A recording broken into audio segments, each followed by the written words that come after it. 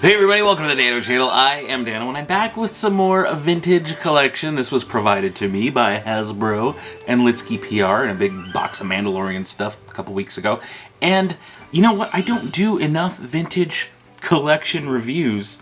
So first off, let me know if you want to see more of these. Like if you like this kind of thing and you want to see me review more figures, thumbs up the video.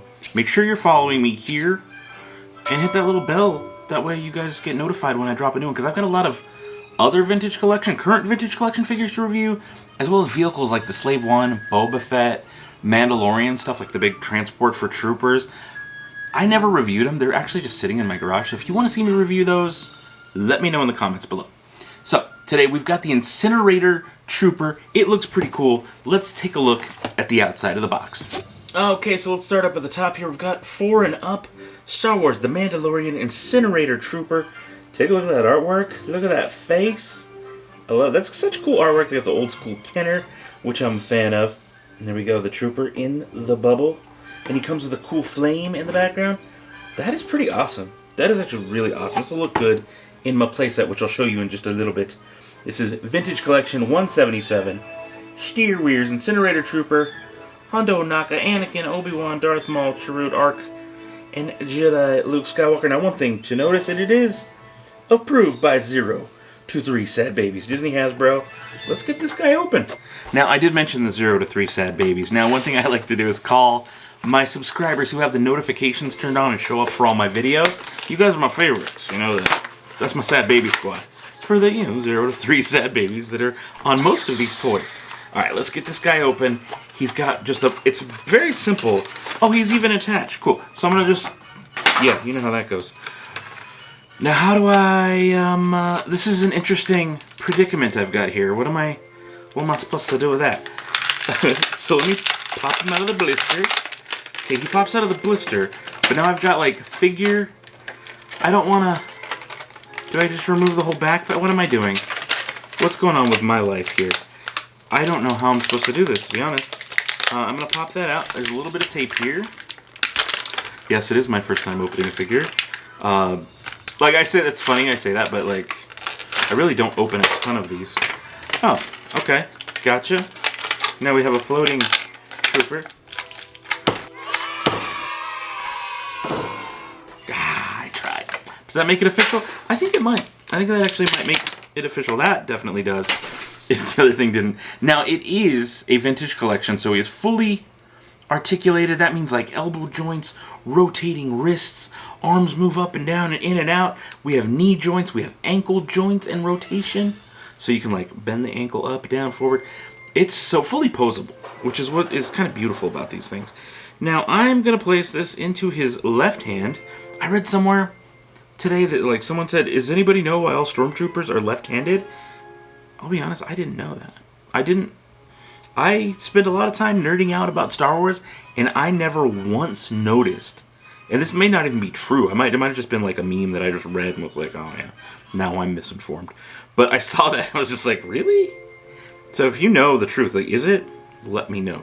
Oh my goodness. So I don't know what exactly I'm supposed to do with this gun now. I mean, I can get it into his hand just fine, but this cord is really, really messing me up.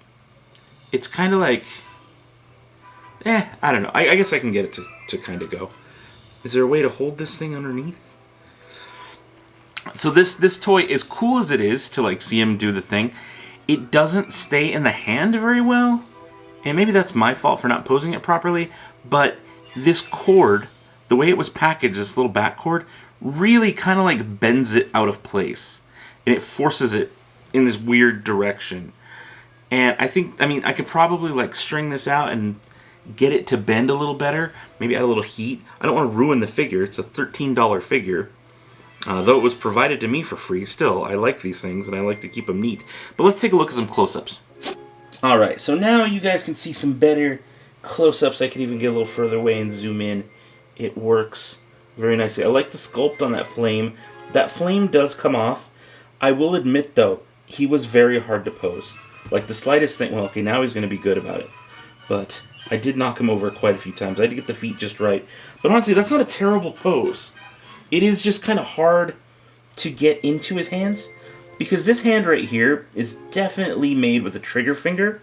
You can see that that finger is kind of crooked already and ready to be put in the trigger. Well, this one is meant to kind of like hold it, but it doesn't really have a place on the gun itself to be held. So it's just kind of a, it's an interesting look here. That, again, you can see that hand right there is ready to, this is the hand that should be holding it because of that trigger finger. And this one, again, the wrists do rotate, so he is fully posable. I don't know, does this come off? So you can kind of see how that's bent and how like this wire really kind of gets in the way of how you pose it. But again, we have full articulation here. Boom, knees, bend, you got head rotation, you've got arm joints. Overall, just a very cool looking figure. The paint apps are decent. You can see a little bit of bleeding there in the red. I'm not too mad at it though. From like, that's zoomed in. From a regular view, I think it looks pretty cool. Yeah, no, I like this. I like this a lot. This is a pretty cool toy. So real quick, something different I wanted to do in this video was give you a little behind the scenes on my workshop. So the other side of that right there is my desk. I film on the other side of that. That is a messy closet. That's so many supplies for things. That's clothes. It is a mess over here. I'm still working on stuff. There's 3D printers. But what I wanted to show you was how I do my little photo shoots. So I've actually got these light pucks that I picked up at Ross for like $7. And with this little remote, I can change the colors to whatever the heck I want. I can make them go purplish. I can make them go blue. I can make them go orange. And they just kind of change colors to whatever the heck I want. There you go, pointed at both. And I can get different lighting effects. So in this case, I was actually doing one of these yellow, and the other one was like red. Well, maybe not. One was yellow. There we go. One's yellow, one's red. Took me long enough. And I was kind of setting them up in this little diorama to give kind of cool looking light. Just neat looking lights so that when I take pictures, they all look pretty awesome. All right, now I set up a little red light and a yellow light puck just to see if I can get that kind of fiery glow look going on. I do think that actually looks pretty cool. That is pretty sweet. It looks good in my little cardboard galaxy diorama here. I'm liking it. It's a good looking figure. It looks good in the setup there. You can kind of see in the background all of its, kind of all the different angles there. Maybe I'll light it from behind a little bit. Oh yeah, look at that. And then we'll light that from up front. How does that look? Pretty cool. That is a pretty cool looking, that just makes for a nice little picture, doesn't it? Okay, I hope you guys liked that little behind the scenes look at how I get some of the photography and like thumbnail stuff done for these toys. But I want to know your thoughts. Is this one that you like? Do you like the Incinerator Trooper? I did want to show you that this does come off. So it makes it, if you want to just kind of pose him in the background or something, you can do that. Overall, I think it's a really great figure. I wish there was a better way for him to hold the rifle in his hand. You can tell there it doesn't quite sit in the hand perfectly. I mean, you can lift the hand up for sure. But when the flame is in it, it just doesn't have anywhere for it to sit. And that's usually the rifles, if they're two-handed, like one has the trigger finger and one has a slot. There's a slot on there for it to hit. So for me, that's a little bit of a miss. Otherwise, pretty good. Paint applications are decent for 14 bucks or 13 bucks. I think a little bit better on the face. It was a little blurry and bleedy. But either way, I was still able to get some really cool shots using just the figure, my backdrop, and of course a couple lights. So again, is it a thumbs up for you? Is it a thumbs down? Is this something you're going to be picking up? Maybe you already pre-ordered it. Maybe you're going to go out and try and hunt for it. Best of luck if you do. I feel like when vintage collection figures hit stores, at least in my area in Las Vegas, Nevada, they'll show up at stores and then they're gone. They'll show up, word will get out that they're there. Targets and Walmarts are like the only place to carry them. I mean, there's small shops like Rogue Toys, but still, for the most part, the big box retailers, once they're there, they're like gone within a day. So if you didn't get there that day, good luck. You got to go online. That's just the way it is now, which is why Like these links, you will. I can find this online on Amazon or wherever, I'll put affiliate links down below for you guys to use. I think that's about it for right now. Let me know if you want to see more vintage collection. I've got a lot more vintage. I've got the Slave 1 vintage collection. I've got the Mandalorian, the AT-ST from like episode 2 or 3, chapter 2 or 3.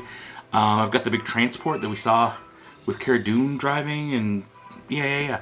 That thing. So if you want to see those vintage collection, let me know in the comments below. I've been sitting, they're not new toys. I've been sitting on them for a little while. So if it's something you want to see a review of, let me know. Please. And I will do a review on it if it's something you really want to see. But again, I need that response. I need to know that it's worth my time doing and worth your time if you're going to want to watch it. So thank you guys so much for making it to the end of the video, for being subscribed, for being part of the Sad Baby Squad. Speaking of Sad Baby Squad, my squad leaders, the channel members and patrons, special shout out to you guys. You guys are amazing. I think that's it for right now. So until next time, I almost messed this up. It's don't be a moof milker. Be a positive part of the community. If you can inspire somebody to do something cool, if you got someone who wants to try something new, be like I said, be their cheerleader. If you've got, especially like your friends, your family, one of your friends wants to be like, you know what, dude, I want to try something different and like go their own path.